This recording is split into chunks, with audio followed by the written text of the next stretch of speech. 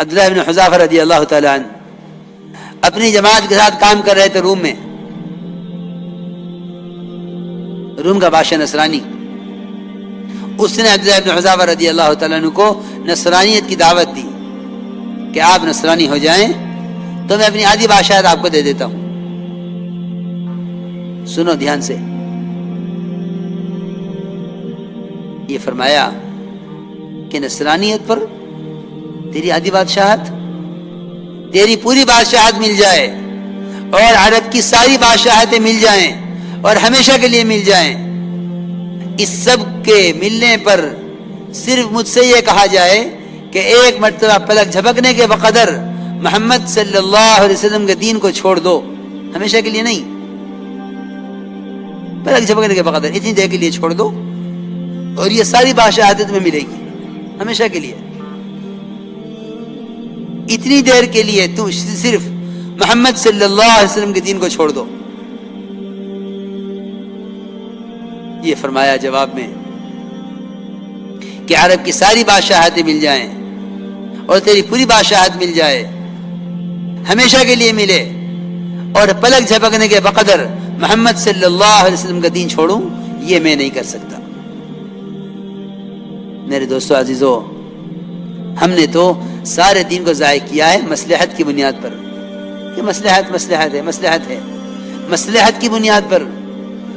حضرت تھانوی رحمۃ اللہ علیہ فرماتے تھے کہ مصلحت کیا ہے؟ یہ مصلحت جو ہے نا، یہ اصل میں مصالحہ ہے، مصالحہ جس سے کھانا بنتا ہے. جتنا اس کو باریک پیسا جاتا ہے اتنی کھانے میں لذت ہوتی ہے. یہاں مصلحتوں کا خیال کرتے ہیں، دین کو ضائع کرتے ہیں مصلحت کے لیے، حالانکہ مسالے پیسنے کی چیز ہیں کہ جو مصلحت تمہارے سامنے آئے اسے پیس ڈالو دین کے لیے، تمہارے دین میں لذت جب ہوگی، ورنہ دینی سمجھوتا کر بیٹھو گے.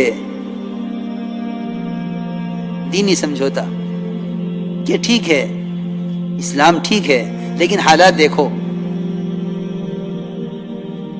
میرے دوستو عزیزو،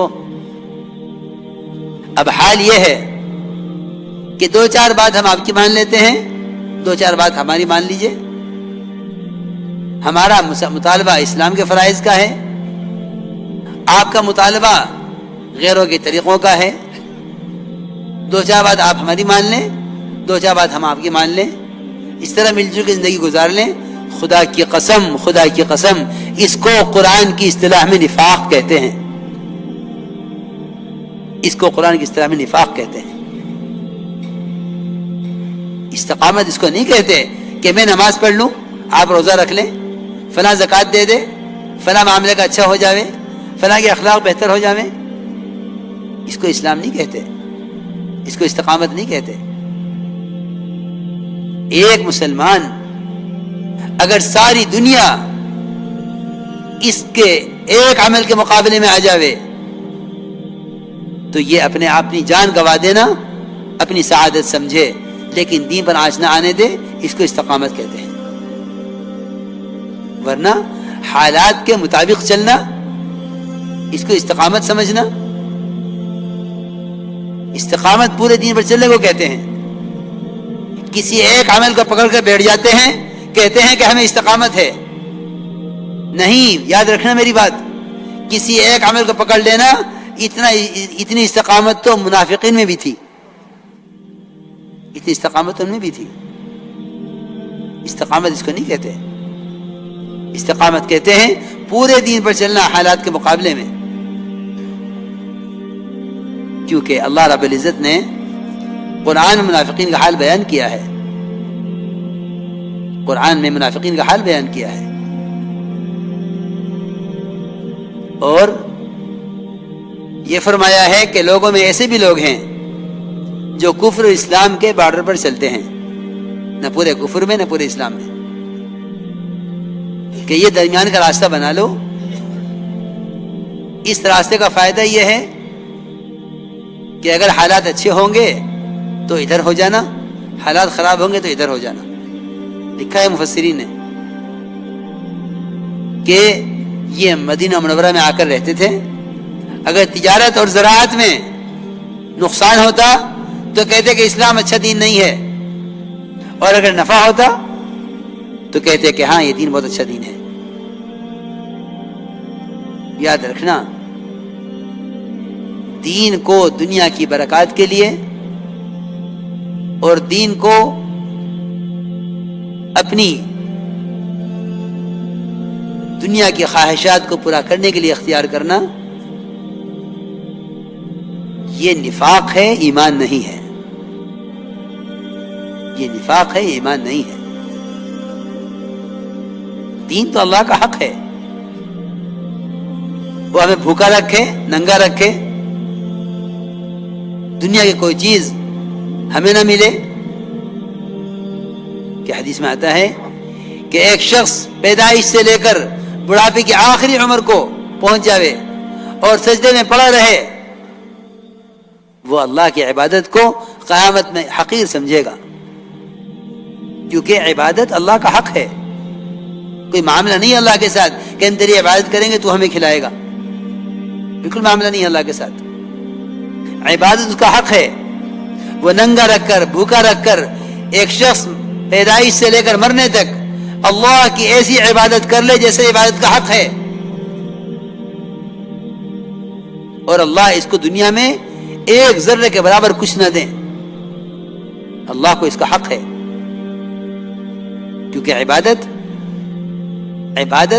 یہ برکتیں عبادت کا بدل نہیں ہے، عبادت اللہ کا حق ہے، عبادت اس کا حق ہے۔ اگر وہ سارے عابدوں کو جہنم میں ڈال دے، اس کو اس کا حق ہے، اس کی سمجھیت کا تقاضا ہے، یہ کوئی چوں نہیں کر سکتا، یہ اس کی طرف ظلم نہیں ہوگا۔ ظالم تو ہم ہیں کہ ہم ایک عمل کر کے یوں سوچتے ہیں کہ اس عمل کے بعد یہ وہ تو ہوا نہیں جو میں چاہتا تھا۔ اس لیے میرے دوستو عزیزو، میں اس لیے عرض کر رہا ہوں کہ صبر کو، شکر کو سمجھنا چاہیے کہ صبر تقوی کے ساتھ ہے، صبر تقوی کے ساتھ ہے۔ بغیر صبر کے جو تقوی کرے وہ بغیر تقوی کے صبر اختیار کرے، جو بغیر تقوی کے صبر اختیار کرے وہ تو بالکل ایسا ہے جیسا کوئی چور یا کوئی مجرم کہ تقوی کے بغیر عزیزہ برداشت کر رہا ہے۔ اس لیے میں نے عرض کیا کہ دین کے بارے میں کیونکہ اب خیال ہی ہونے لگا ہے کہ بھئی باطل سے سمجھوتا کر لو تاکہ کم سے کم دنیا کا وقت تو صحیح گزر جاوے، آخرت کے دوام کا تصور نہیں ہے، گزرنے والی دنیا کا فکر ہے، آخرت کے دوام کا تصور نہیں ہے۔ آخرت کا دوام کا تصور کرو۔ اس لیے یہ بہت نازک بات ہے، بہت نازک بات ہے کہ ہم دینی سمجھوتا کر لیں کہ ٹھیک ہے 2 باتیں ہم آپ کی مان لیں، 2 بات آپ ہماری مان لیں، اس طرح دنیا میں گزارا ہو جاوے کہ قرآن کی اصطلاح میں اس کو نفاق کہتے ہیں۔ آپ صلی اللہ علیہ وسلم سے مشرکین نے بڑے مطالبے کیے ہیں اس لائن کے۔ آپ صلی اللہ علیہ وسلم جب بھی آپ بیت اللہ کا طواف کرتے تو آپ ہر چکر میں حجر اسود کا بوسہ لیتے، یہ آپ کو پسند تھا، یہ آپ کو پسند تھا حجر اسود کا بوسہ لینا۔ مشرکین نے جب یہ دیکھا کہ آپ کو حجر اسود کا بوسہ لینا پسند ہے تو انہوں نے یہ کہا کہ اے محمد صلی اللہ علیہ وسلم، ہم آپ کو حجر اسود کا بوسہ نہیں لینے دیں گے جب تک آپ ہمارے بتوں کے سامنے جھکتے ہوئے نہیں جائیں گے۔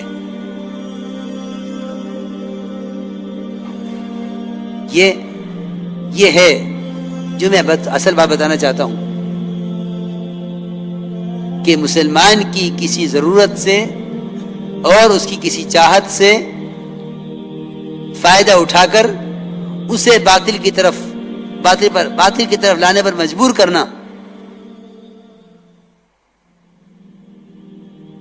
آپ کے دل میں ہلکا سا خیال اس طرح آ کر گزر گیا کہ آپ نے اس خیال کو پکایا نہیں، صرف خیال آیا ہلکا سا کہ اگر جسمانی طور پر، صرف جسمانی طور پر، دل میں تو نعوذ باللہ اس کا تصور بھی نہیں ہے کہ ان کے بتوں کی طرف جھکا جاوے، ہلکا سا خیال آیا کہ اگر ان کے بتوں کی طرف ذرا سا اشارہ کر کے آگے بڑھ جاؤں اور حضرت کا بوسہ لے لوں تو اس میں کیا حرج ہے؟ مگر اللہ رب العزت ہر وقت دائیں پر نظر رکھتے ہیں کہ یہ کب کہاں کیا کر رہا ہے. اننی معکما اسمع و ارا، تم کیا کہہ رہے ہو میں بھی سن رہا ہوں، اور کیا کر رہے ہو وہ بھی دیکھ رہا ہوں.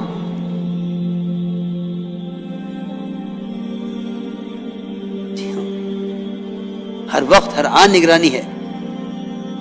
آپ نے فرمایا آپ کے دل میں ہلکا سا خیال آیا کہ اگر صرف جسم سے،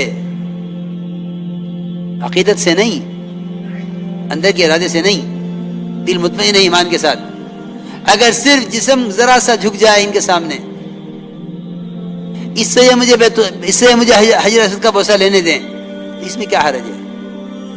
اتنا خیال آیا آپ کو اور فوراً آیت نازل ہوئی، وَلَوْلَا أَن ثَبَّتْنَاكَ لَقَدْ كِدتَّ تَرْكَنُ إِلَيْهِمْ شَيْئًا قَلِيلًا إِذًا لَأَذَقْنَاكَ ضِعْفَ الْحَيَاةِ وَضِعْفَ الْمَمَاتِ ثُمَّ لَا تَجِدُ لَكَ عَلَيْنَا نَصِيرًا.